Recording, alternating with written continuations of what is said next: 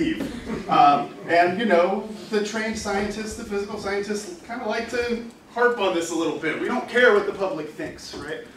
Should we? Maybe that's one of the things that we might want to actually consider is, should science actually care what you believe or what others believe? And I think that what we'll talk about with looking at vaccines specifically, we may need to revise some of what we know about science communication and the programmatic goals that we have to maybe take into account some of these value bases and some of these beliefs. And we'll see where that goes in our discussion today. When did vaccines start? You've probably seen this one before. We look back at Jenner's first inoculation, London, 1802. If you've read or the history of vaccines, you go, oh yeah, vaccines started in the UK, 1802.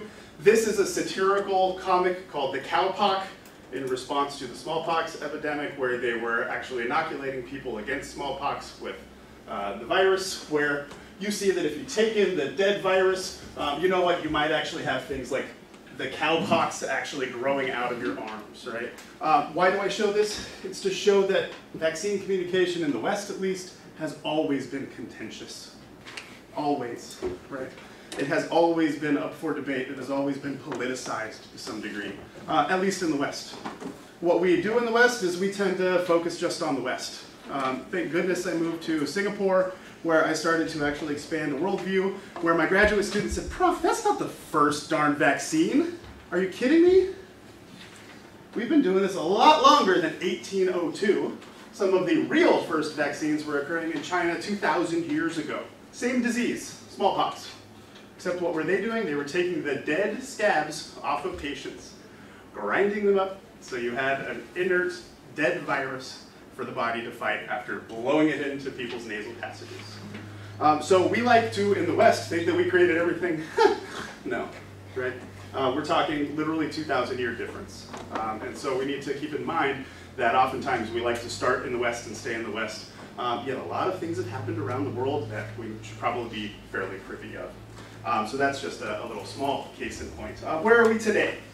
When we look at the expertise and expert understandings of vaccines, we do know that vaccines are one of the most cost-effective and efficacious tools that we have for good public health promotion and for fighting disease. The infographic notes that 90% of medical scientists agree that vaccines are safe and that parents should be required to vaccinate their children, so that even gets to a political level where they're saying we need to have some actionable deliverables on policy making at the 90%.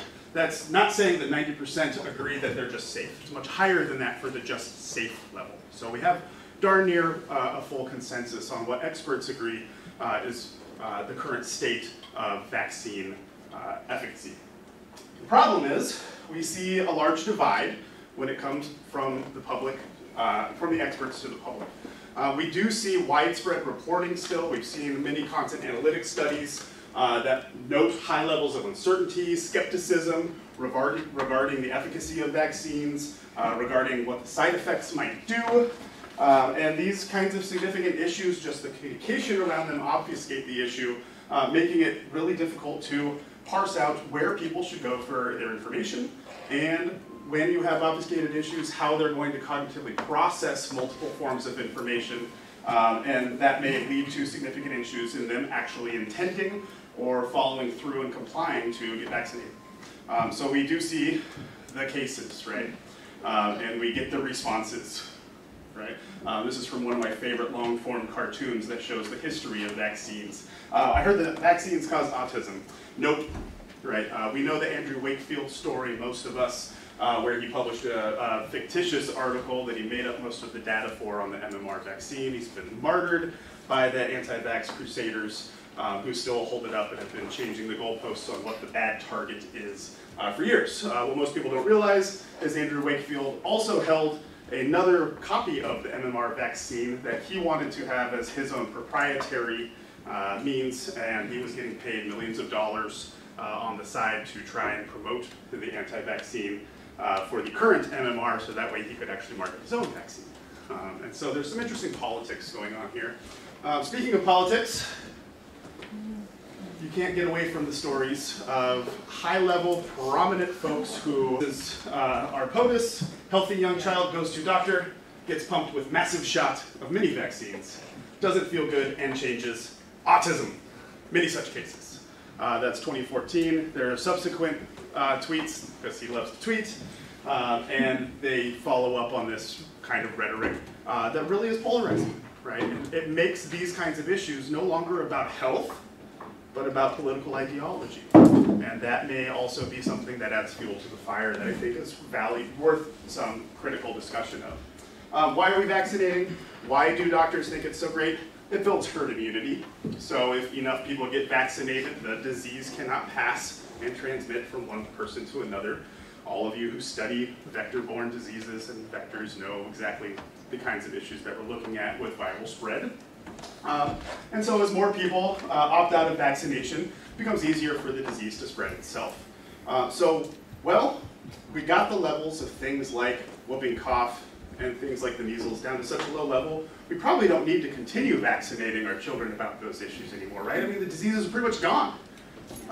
Problem is that once we stopped giving them, we saw spikes again. The diseases started coming back, right? We had the Disneyland outbreak. You know, when we started seeing whooping cough and started seeing measles come back into prominence. So we know that we need to keep it up, right? And so we need to hopefully investigate how we can keep it up to a better degree. And so on that, I have a couple of grants that kind of got me out of looking at issues of nanotechnology and synthetic biology and into this world in more traditional health communication, where I've been looking specifically at vaccine hesitancy and vaccine promotional behavior. And so in this program, we've been looking at trying to identify and compare factors that influence vaccine attitudes and also vaccine intentions and even full compliance to get the darn vaccine.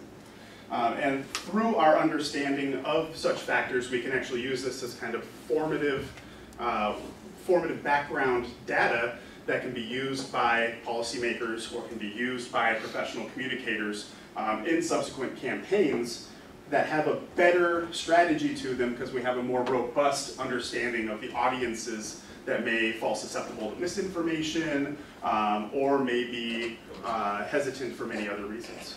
And so we wanted to, through this program, develop a deeper understanding of some of the cultural differences that actually influence vaccine attitudes. So what we decided to do was to set off on our own bit of a crusade to understand what these factors are. And we decided to do that through multinational studies. So we have a couple of studies that actually compare using cross-sectional surveys and experimentation of both Singapore and the United States to at least get us to a level of what's going on today in these two countries. So we have representative samples from each country in a couple of the studies that we'll quickly discuss. Overall, we have 4 studies thus far in this program.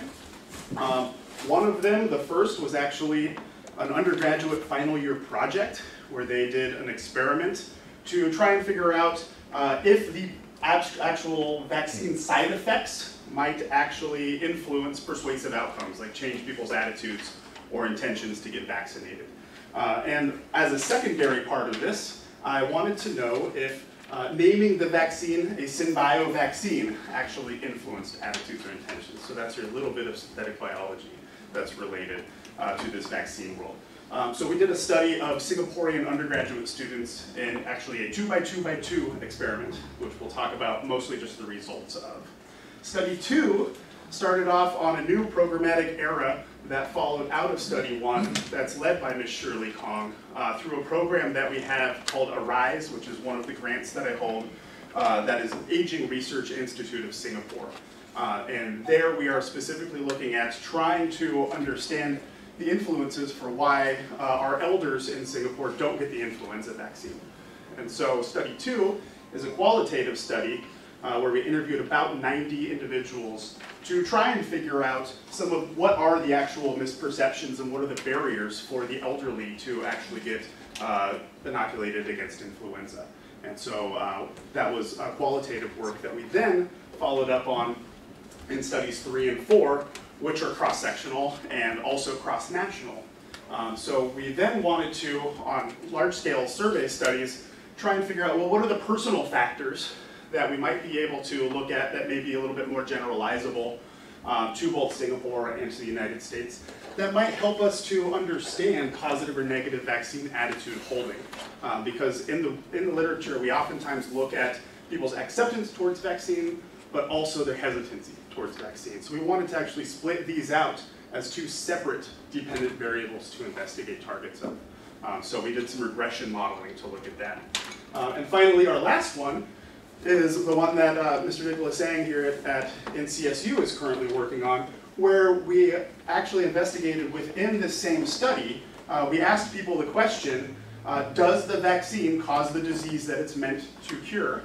And we are able to look at some of the factors that might cause people to believe that the vaccine itself causes the disease that it's supposed to stop. And so we have some interesting findings to quickly look through since we only have 30 minutes. Obviously, I'm going to gloss over the methods. I'm going to gloss over some of the results. And hopefully, if you have time after, we can get into some questions and hopefully some good dialogue about where we might be going in this arena. So, study one. This was originally looking at an issue that came out of my dissertation all those years ago, trying to figure out what happens between primary and secondary risks. Ruby scoffs it so many years ago. For me, it feels like it. I mean, I have literally traveled around the world and had a baby. I mean, give me some break. I've aged horribly, too. So we look at what I called then primary versus secondary risks. So primary risks are that original target. So things like the disease, right? So dengue fever might be the primary risk. Then we have the response to that primary risk, the thing that's supposed to stop it, the vaccine, right? However, in our modern era, in the modern risk society in which we live, nothing is safe anymore, right? And even the vaccine, has risks.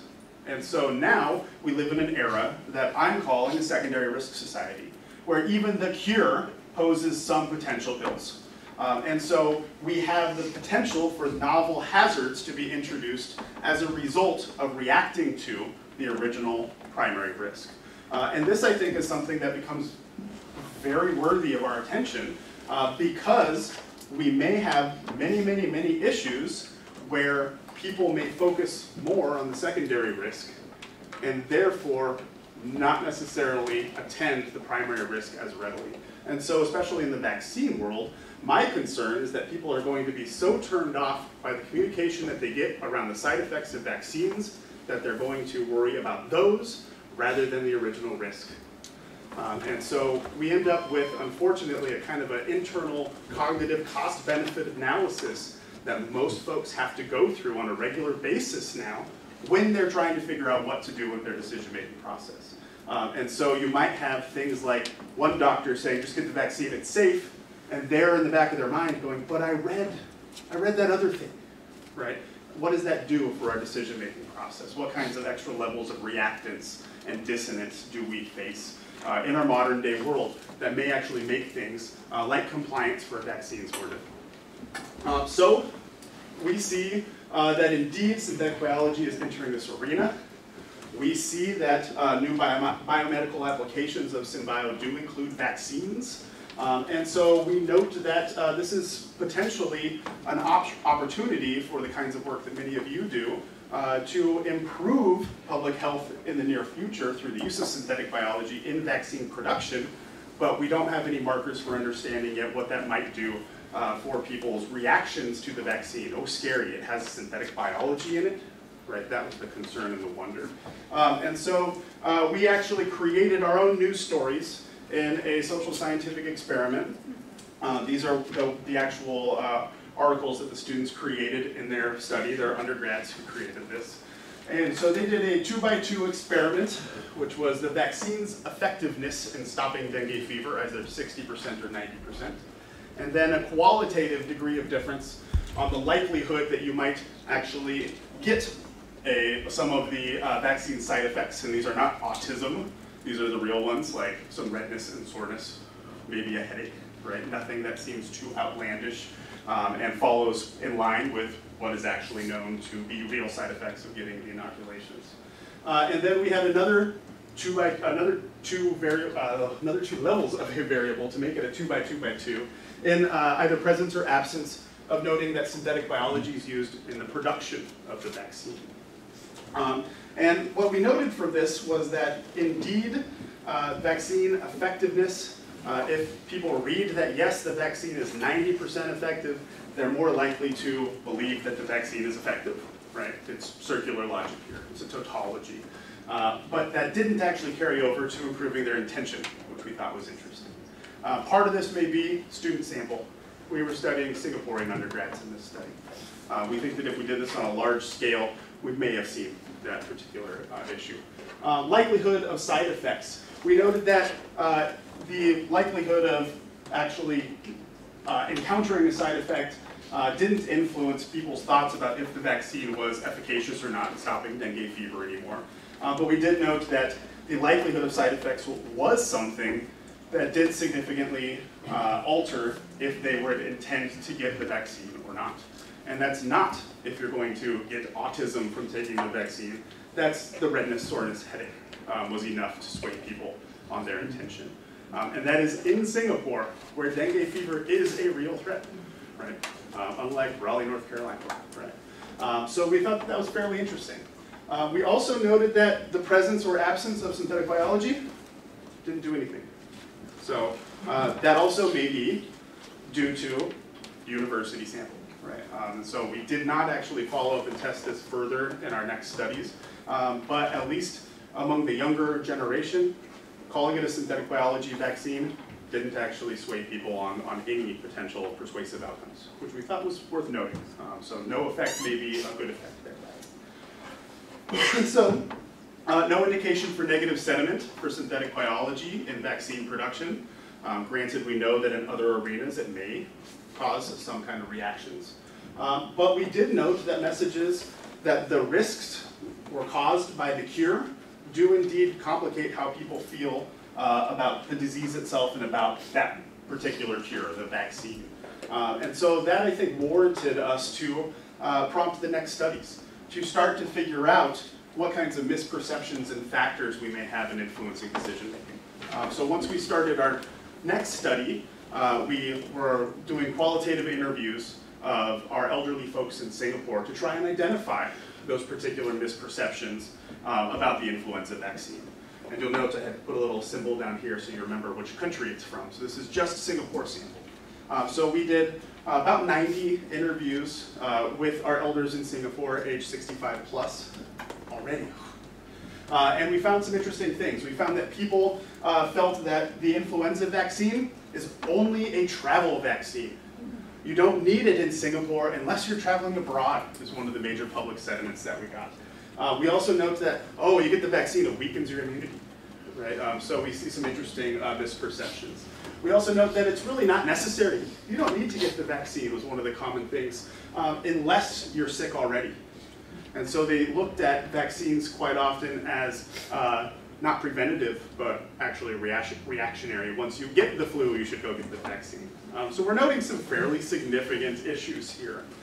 That prompted us to note that, yeah, we have a lot of misperceptions, and we need to start parsing out. Is this historical? Is this cultural? Is this cognitive? What's the reasons for holding these kinds of things? So we later, and I'm going to jump right forward, and I'll be happy to share all slides with you. We later did some cross-national comparisons looking at positive vaccine attitudes in both Singapore and the United States, as well as vaccine hesitancy, negative attitudes in Singapore and the United States. These are large OLS regression models. And if we jump forward a little bit, you'll note that the things that actually seem to influence everybody across both positive and negative attitudes in both countries were demographics, kind of. We do still see that males, for whatever reason, think they're invincible. I don't know, I just had a baby and I know that's no longer true, but that seems to still hold up. And we saw that trust in local governing bodies influenced across the board. And so this was, does your government actually have the capacity to handle things like disease outbreaks? And so we saw that those universally across both positive and negative influenced. We saw some situational factors too. Sociographics were pretty mixed and muddled in their influences. And then we see things like health beliefs, people who feel that they are personally healthy or not influenced. And we saw that we have positive associations with positive attitudes. If I felt like I'm healthy, I actually had a better positive attitude about vaccines, but not the inverse. If I felt unhealthy, I didn't feel like the vaccine was bad. We also have some really interesting things going on with science and technology beliefs, which is what I'll want to highlight the most as we go forward for the last minute or two, where we saw that sci-tech beliefs were positively associated with positive attitudes, but the inverse only happened in the United States. So in Singapore, we aren't seeing a correlation between a mistrust in science and mistrust in vaccines.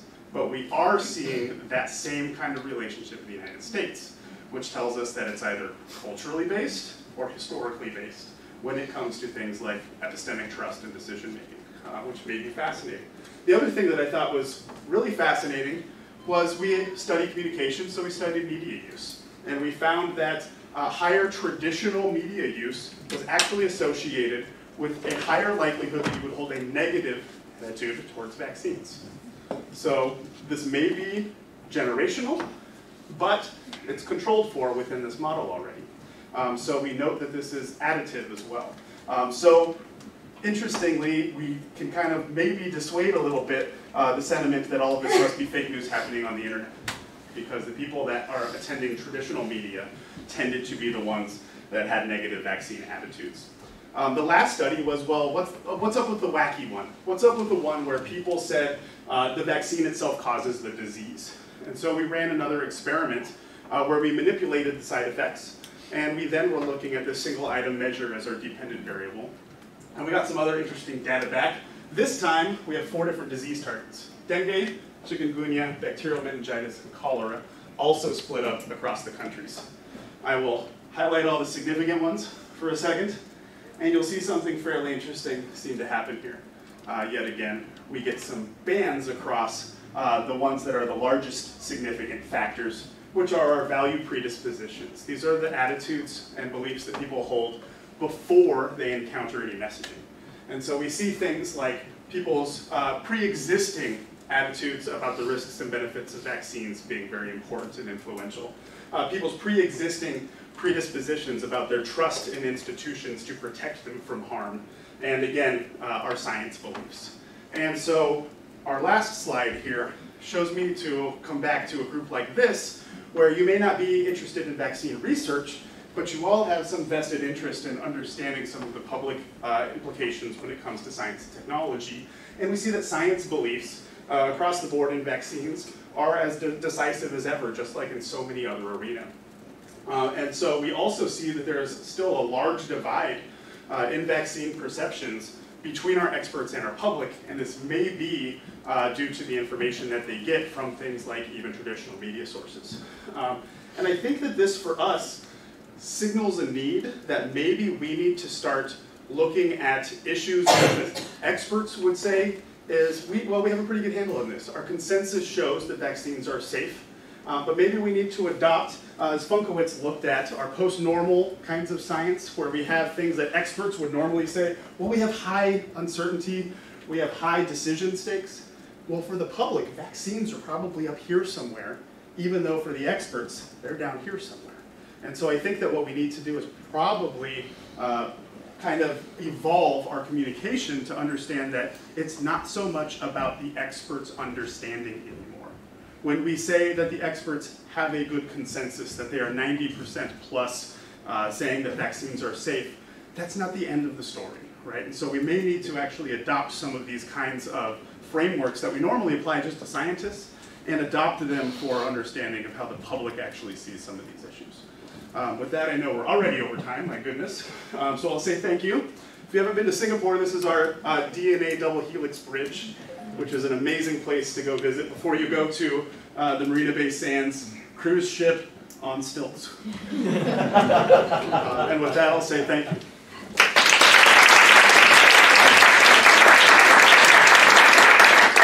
And I think I'll finally exhale.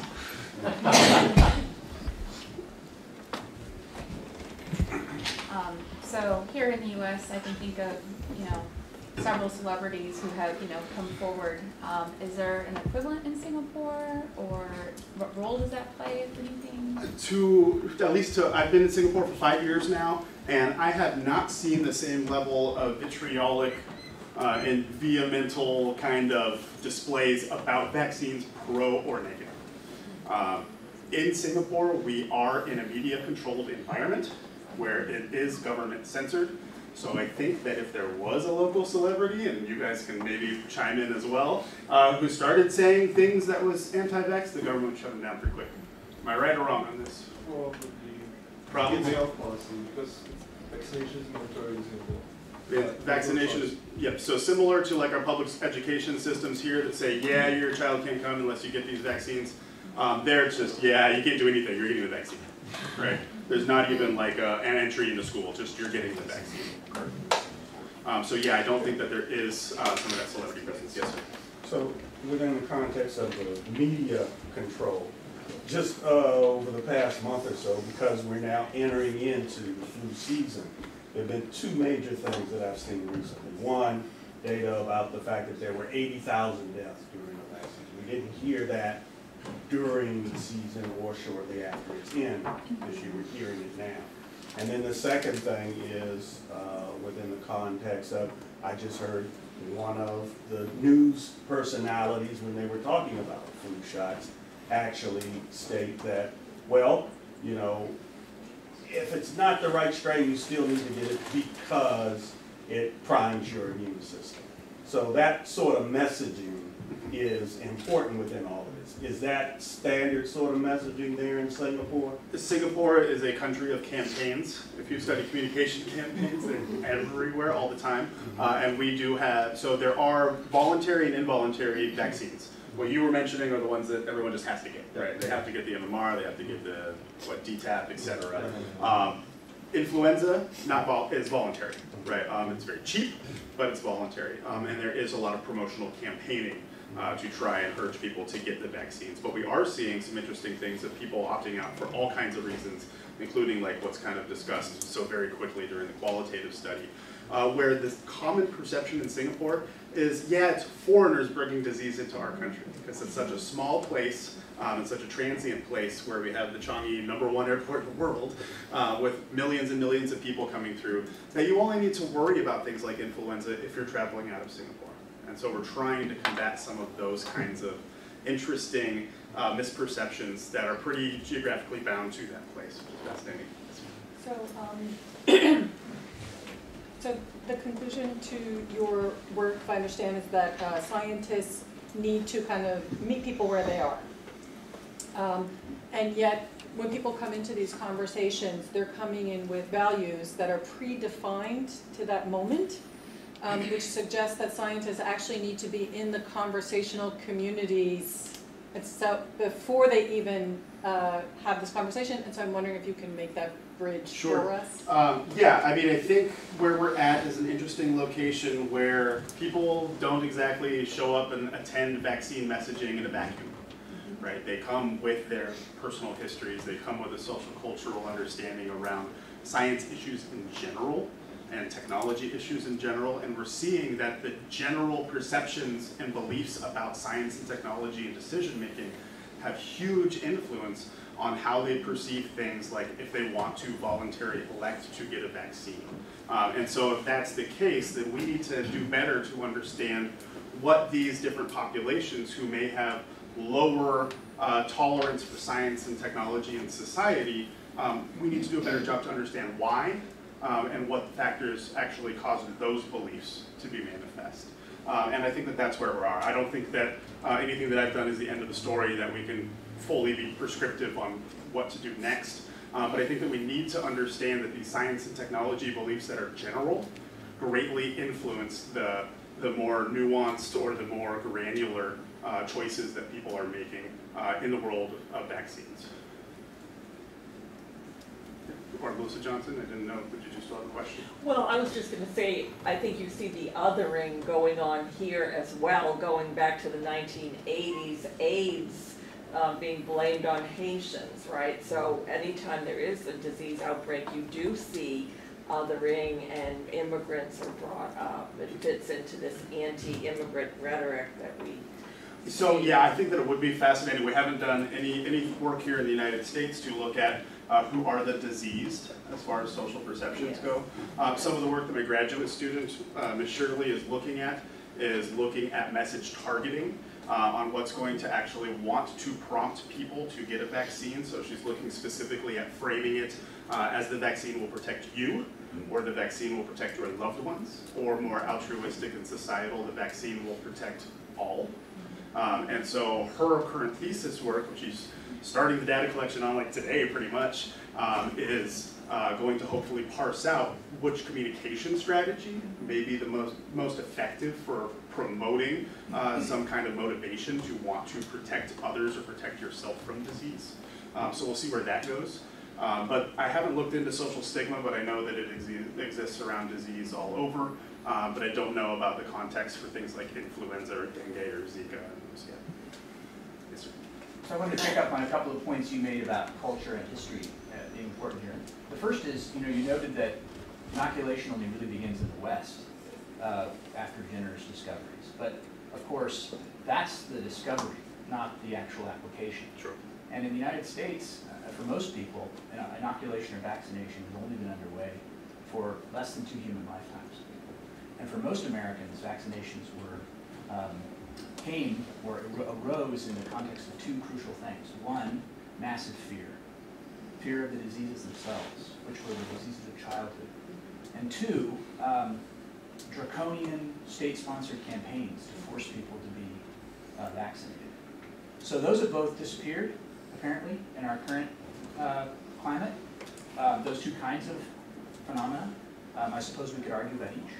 But I think it's worth considering the implications, and maybe we can just think together about that. No, absolutely. The implications for our time today. For one, it seems like people take for granted the effectiveness of the vaccine, but they don't take for granted the fear of the disease.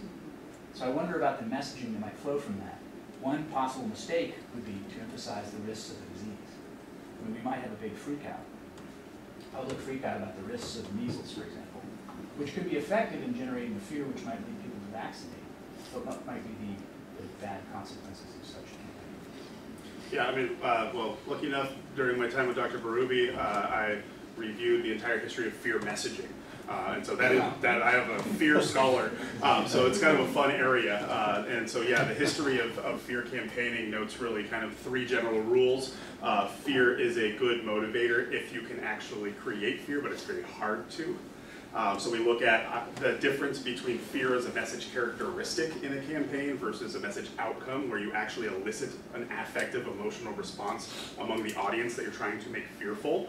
I can show you the scariest picture I can create and you'll be like, meh, right? Doesn't actually create fear. And so we have some difficulties there. Number 2 is that we do know that fear is a pretty good mediator, but we do see that it's not a direct relationship. So even if I can get you to feel fearful, you may not react the way that we hope that you would react, right? Once you're put into a negative affective state, you have to get out of that state somehow. We can do that one of 2 ways, doing the thing you recommend I should do, get vaccinated, or maybe, turn away from the message, right? So we see a lot of other types of psychological reactions to fear, unfortunately. And so there's some issues there. The final is that there really is no real general knowledge about any curvilinear response where there's no such thing as like the message that goes too far in the fear, unless it like breaks any kind of understanding of what might actually be real in society. Like if you do tell people dengue fever is typically known as bone break fever because it will debilitate you and make you feel like for a week, and you'll be almost dead, and you'll have sores that pus out of your body, and you get as hardcore as you can with the message. There's no too far moment as far as the literature shows that causes some psychological reactance. Fear's been a pretty good motivator, but it ain't great. People are weird.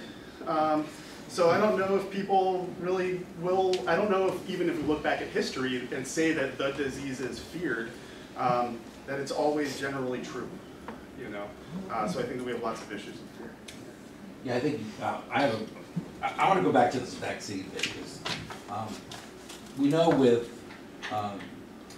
the MMR issue, that there's actually something we call the Wakefield effect, which is people being highly suspect of vaccines, and it's transferred to HPV, where people were convinced that there was a link between getting vaccination and how promiscuous your child would be, which is an interesting effect. So we see and transference is the psych term for it, right? We see transference from vaccine to vaccine. And Kahan's study that says it'll also affect the Zika vaccine when that gets marketed, right? So it happens from vaccine to vaccine. I think the biggest question is, I mean, what makes the samples vulnerable to these highly fictitious claims about vaccines? And I think that's where the research probably needs to take place. So we want to know why Jenny McCarthy's as good as she is at what she does to cause this vaccine hysteria. What we found fascinating is you don't need hysteria. So in this final study that we're just investigating the data of now, things that actually cause people to report that the vaccine causes the disease, which it only has ever happened with a live polio vaccine. It's the only reported cases. We don't do that anymore. But we still have this misperception that the vaccine can cause the disease it's meant to actually stop. We had a quick study where we said that the vaccine causes side effects, including headache and soreness, and you're either common or uncommonly likely to experience those side effects. And if you got the message that said, yeah, it's really common for you to get the side effect, and oh yeah, it's the bad side effects, it's like a migraine headache, that was enough for people to be more likely to report that the vaccine causes the disease. So then add to that this confluence of all the other messaging, like the Jenny McCarthy's, who if you're trusting a Playboy model for health information, I kind of question you as a person anyway. But we're left with a society where even if the small nudge, like, hey, the vaccine causes side effects, if that's enough to tip the scale some, and then you add on to that things like conspiracy theory, and you add on to that other forms of information, we see a pretty interesting confluence here that's really worthy of more attention. Yes, sir. So on that point you're making, in the United States, we get bombarded with medical advertisements all the time, and they're very tight, and half of it is somebody speaking in a very calming tone about all the terrible things that are going to happen to you. And then you get the auctioneer. No, yeah, and then you get the auctioneer, the opposite of the car commercial. And so the side effects they mention very often are just sort of things that popped up with patients that tried these things in trials, and very often one of the side effects is the disease. Don't we try do a that all the Tesla time, if you are and so allergic to a this, Tesla. Right. Yeah, so we get bombarded with these commercials, and most of the time in these commercials is about side effects, and very frequently the disease is in the side effect. And so I think that's not limited to vaccines at all. I think we are told this, and it's some weird FCC regulation or however they set up. It's these teams working with FDA trying to make sense of some of this, right? So I don't know. I think that I don't For fault me, I people think for that that- at all, because we hear it all the time. Right, so for me, with my commentary that I think we moved into a secondary risk society, we say, hey, look at all the benefits of this great thing, rattle off all of the bad things that happen with this good thing. Is a fascinating area that we're entering into societally. And I think it's a scary point that needs to be made, that we don't fully know what kinds of reactions we have to that. Is it now a general malaise? Are we all desensitized to such information, yet we see the effects? Where in our prescient, normal, salient day-to-day lives, we don't notice that we're being desensitized, but we still have the effects from those kinds of messaging occurring when we actually study it and hear it. Yep, sure. Whomever. Yeah, okay, so because so many of these diseases are so rare and we don't see them, do the secondary effects actually become the primary? Because it's a lot easier to imagine getting a headache than getting dengue fever. Sure. That may be a little different depending, so that's one of the reasons why we have the cross-national study. Dengue fever, get it walking down the street in Singapore. You know, but yeah, sure, some of these others, cholera. When's the last time you heard of someone getting cholera, right? So I think that's certainly worthy and warranting of some attention is what is the causal order here? right? And so, at least in our study, we portray the disease first as being a highly severe disease. It can do really bad things to your body. And the way that we portrayed it in these studies was also to portray it as a fairly high degree of susceptibility, which may not be the case. And so there may be some issues methodologically with these kinds of studies. So what we're doing next is to probably break this out, because we have fairly large samples where we can actually look at geographically within those samples to see if we have some regional differences based on if they're actually more likely to have susceptibility to these diseases. But that's very valuable. I was just going to share that about 15 hours ago I got the shingles vaccine, and I've been conflicted. I'm a very strong vaccine proponent, 15 years in public health working with infectious disease, and I find myself a little bit tired and affected me a little bit more, and I'm not wanting to share that with the folks that I know that are a little bit concerned about shots or a little bit more concerned about vaccines. And you know, I'm trying to do the ethically right thing, and so anyway, I just find myself conflicted on some of these messaging issues and what's happening to me personally. Anyway, do you have any comments on that? I think that's fascinating. I'm glad that you brought it up. I mean, these side effects are real, right? The side effects of the vaccines that are the real ones are real, you know. And so I think that one is, you know, we do have people working on trying to improve vaccine production to make it so that way we have diminished side effects. So some of the ones, like the one for bacterial meningitis, is now an inhalant. Off you go, and it has much fewer side effects than any of the others. So you don't get the redness, soreness, you know, achy arm or achy butt, depending on where you get your vaccine. But what you also are talking about is choice when it comes to strategic messaging. How should we portray these diseases? Should we be communicating about side effects or not? Should doctors be saying, yeah, you're likely to feel tired after you get this, and then the person goes, nope, I got stuff to do tomorrow, right? And so that's a cause for concern. And so there is certainly an ethical dilemma of choice, because anytime you make a choice for one message, you are choosing to not choose the other universe of potential options. So part of what we're trying to look at is to be a bit explanative of some of the major kinds of messaging that we see, and to be at least able to understand if we have these competing voices, where we do have the doctor who says, oh, don't worry about the vaccine. Well, they're represented in our low condition, right, versus the alarmist who's represented in our high condition. So at least here we can at least reproduce in some empirical sense different competing voices to at least see what the effects are that that voice may have, and then be able to do things like audience analysis to go, okay, who's attending which voices in modern day society, and be able to then hopefully corroborate and see what their vaccine attitudes are for if these messages are truly what's actually driving it. Sure. So, you know, it's always easier to not do something than doing something. So the scale is already tipped against vaccines because people have to actually go to a doctor or a nurse and get the vaccine. Are there any parallels of issues where there is some issue like public health or any other issue where people actually have to not do something that they have been doing, and there's a smoking. So we look at cessation as that next level, right? If you are doing the dangerous behavior, then it's cessation and not doing it that may be harder. So for things like my secondary risk issue, we have to then potentially even broaden what we're conceptualizing as what the risk is. Is it a physical risk? Is it a social risk? Is it a risk to your self-identity that may actually be linked here? So there is no secondary physical risk to stopping smoking. All you smokers in the room, and I won't stare at my one student who smokes, stop smoking, right? Stop smoking and you'll do better. You will eliminate that risk. But the stopping smoking may actually have its own set of other non-physical risks, where it might actually be linked to, well, my girlfriend smokes, you know, well, my friends and I smoke, and so this may have other kinds of secondary risks that aren't necessarily health-related, but maybe more social. But yeah, cessation's the only one that I can think of that doesn't apply in my secondary risk side. You know, anytime that we are delivering a drug, anytime we're urging people to put something on their body, we are likely engaging in this secondary risk society unknowingly. Dave? Yeah, there's just bits of information I think that would be helpful.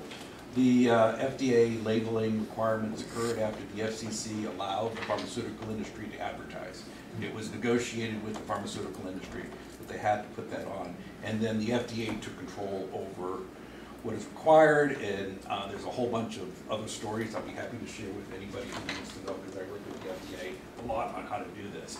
The vaccine issue is that the FDA's concern about vaccines is the public never gets the seal warnings. Right, the vaccine warnings are not They're on the box. They're on the box. It's not like drugs. They're in the pamphlet inside the box. Yep. Right. You could, and unless when you go to the doctor's office, they give you the sheet, which they were supposed to do. They give you the sheet. Read the sheet. Before you got the inoculation. Which half the often time doesn't they'll hand happen, it to you because you get the inoculation within 60 seconds of getting the sheet. That you really don't have time to make that determination. I think there's a real interesting dynamic that takes place with vaccines, which is totally different than what happens in the drug world. I mean, the drug world, we insist that, the last word they have to say is death. Right? Because, that's the appropriate location for it. But I mean, with the vaccine warnings, they're useless. Some of the vaccine warnings are on the inside of the box in which the bottle is located that the nurse pulls out. They have to open up the box so you can read on the inside of the box the warning about the vaccine. I mean, it's incredibly difficult to get that information. My Singaporeans in the room, what kinds of things have you ever heard when you've gotten your shots? Anything that's about the risk of the vaccine itself, or even about the disease? For me, because I recently took the influenza vaccine, so the only thing that my doctor said is, you might just get like a bit of sore arms, a bit of numbness, but I didn't ever see the box. I didn't see what's in there as well.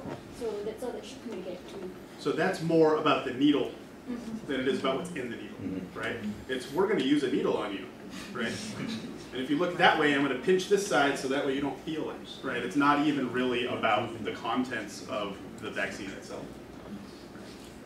I was just wondering if it would be productive to apply message framing on the side effects itself, because when you talk about headaches or maybe fever or maybe rising temperature, it just means that the vaccine is working, because when you inject like an attenuated or deactivated virus or bacteria into someone's body, like, your body reacts to it, because that means your immune system is kicking in and producing antibodies to... So we should frame it like we do shampoo, like it's tingling, right? It's working, it's not something you should be afraid of. But I mean, you may have a very valid point. Maybe there should be some secondary cues that people can actually look for in their own bodies to make themselves feel better about it. I don't know. I was just going to say, you made a comment that I wanted to maybe push back on a little bit about how one of the craziest things is that people think is you actually get the disease. But technically, you're getting the disease agent often. It's attenuated, it's killed, or you're getting... It is the disease, it's a shell of the virus. You're getting a piece of it. And so I was wondering if that thought, and it is a misperception because you're not supposed to get the full-blown disease, but sometimes the more scientific knowledge you have, the worse. Like me, I think, oh yeah, it's a killed virus. Well, is it 100% kill rate? Probably not. It's probably 99%. You can't 100% kill anything. And what am I getting? Am I getting the protein, or am I getting the full particle, or what's really going on here? So I was just wondering if you saw any of that. Because sometimes I can think in that sense, the more knowledge you have, the worse it can be. What we saw was that disease knowledge did not play any function in positive or negative attitude holding across any of the 4 diseases. Yeah. Disease knowledge was not negative, was not positive. Get rid of the deficit model, right? That knowledge is not the same as things that are more likely to drive intentions. I've tried to kill viruses in labs, and you know that you don't kill them. I tried to kill bacteria in labs. So sometimes I think the more knowledge you have, the worse it is. Yeah. So. I'm sure that there are cases, but at least as far as we're looking at beta lines across large populations, it doesn't seem to be an issue. Yes, sir. Good time. I'm right beside the mic that's live streaming too, so hopefully it's not too loud. I'm not too loud for that. But I had a question about the benefits, and when you emphasize the benefits to people, and in any of your current or past research, whether that you found that the way that the benefits are emphasized affects how they what their intentions are, and specifically like the public versus the private benefits. Like I get a direct benefit from the flu shot that I'm hopefully not going to get the flu, but also like my family is less likely to get the flu. And I wonder if that's if you've looked at that aspect at all, And as an economist, my hypothesis would be that emphasizing the direct benefits would be more efficacious, but because there's so much counterintuitive stuff in the vaccine area, I could see the opposite possibly being the Zachary, I'm case. so glad you asked that question because it allows me to defer it to Ms. Shirley Kong, because this is where her thesis is going. So what have you found when you reviewed the literature in this area? Sorry, could you just rephrase the question? Just the public versus the private benefits. I mean, if you emphasize those to people. Personal versus other benefits. Yeah. What kinds of results are there in the previous studies that led to your work, basically? Right. So if it's personal benefits, it's more likely that people would not think of themselves as being vulnerable to the illnesses, and thus they don't see a need to take the vaccines. As compared to if it's other people, they're more likely to be more altruistic towards people that they know, so strong ties versus weak ties. So they're less likely to think of taking a vaccine for someone that they don't know, the man on the street, for example. If I don't know Nick, I don't care if he gets the disease because I don't take the vaccine, but if I know him, it's more likely I'll take the vaccine just to make sure that he doesn't get the disease because I did not take the vaccine. This kind of framing of where her thesis is going, which is going to help parse this out, at least in both Singapore and Australia, because we're doing another cross-national study, will help us to note what kinds of cultural differences there are, because Australia is much less communitarian than Singapore, and so we'll look at some of the cultural worldviews ascribed to these as well, where if you are the individualistic hierarchist, I want just to protect myself and forget all you, right? So we're going to be looking at some of those kinds of issues as well along the way, and then that will hopefully lead to better campaigning that might actually demonstrate its differences. So let's thank Dr. Cummings.